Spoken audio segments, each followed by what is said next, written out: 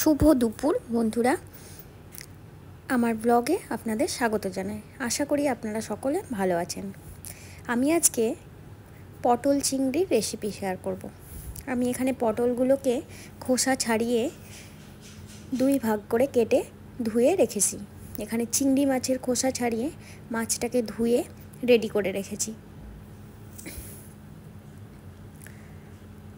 আমি এখানে পটল চিংড়ি বললেও তাতে আলুও ব্যবহার করেছি।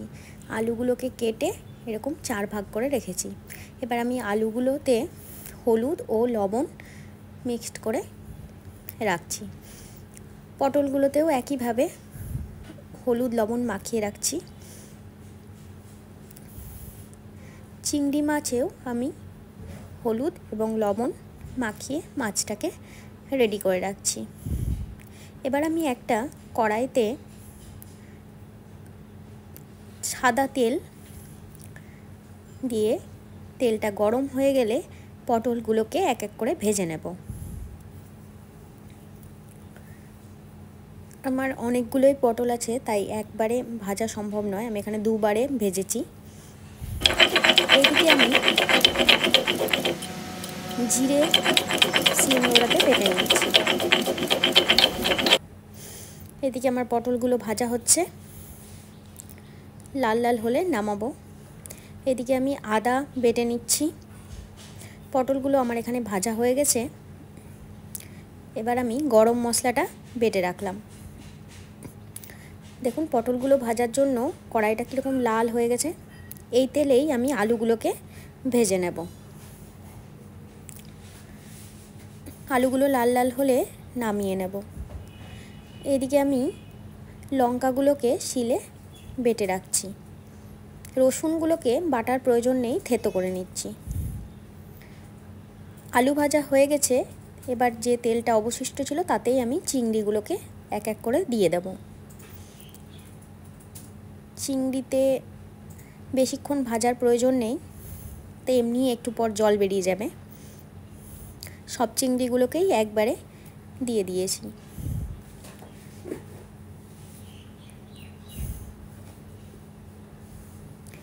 এইদিকে আমি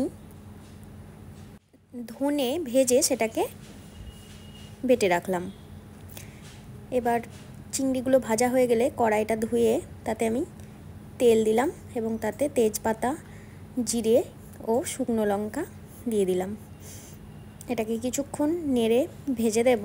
তারপর এতেই পেঁয়াজ কেটে রেখেছিলাম সেগুলো দিয়ে দেব।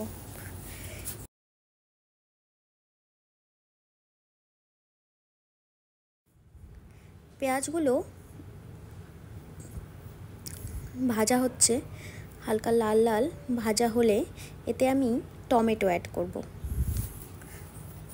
টমেটোও আমি আগে কেটে রেখেছিলাম। পেঁয়াজ ও টমেটোর মধ্যে আমি 1 চামচ লবণ ও 1 চামচ হলুদ দিয়ে দিলাম। এতে দিলাম জিরে বাটা, আদা বাটা আর দিলাম লঙ্কা বাটা। এবার মশলাটাকে ভালো করে কষিয়ে নেব। মশলাটা লেগে লেগে যাচ্ছে, তাই আমি হালকা একটু সামান্য জল দেব।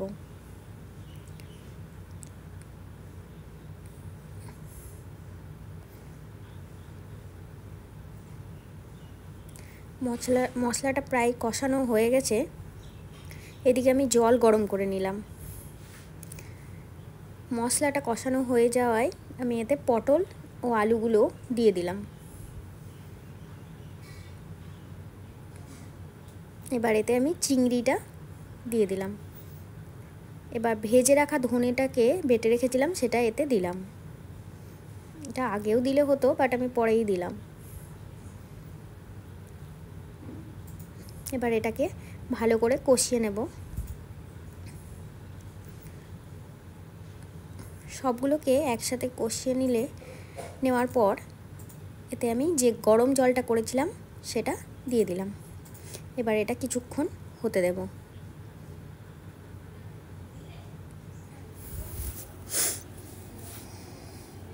এবার আমি চেক করে নিচ্ছি আলুগুলো সেদ্ধ হয়েছে কিনা। তখনও হয়নি, তাই নামাইনি। এবার আমি আলুগুলো চেক করে সেদ্ধ হয়ে গেছে, গরম মশলা দিয়ে নামিয়ে নিলাম, ব্যাস রেডি।